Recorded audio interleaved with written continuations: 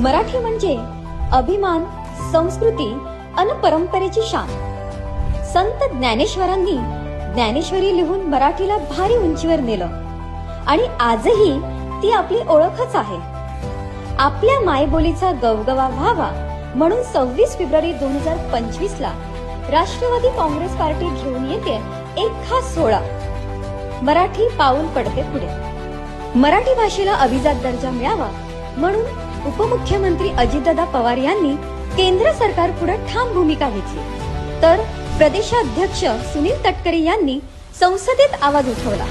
अखेर आपल्या माय मराठीला हक्काचं स्थान मिळालंच। हा ऐतिहासिक क्षण साजरा करायला, आपली संस्कृती जपणाऱ्या मान्यवरांचा सन्मान करायला तुमची उपस्थिती हवीच। चला तर एकत्र येऊ आणि आपला मराठी अभिमान वाढवू।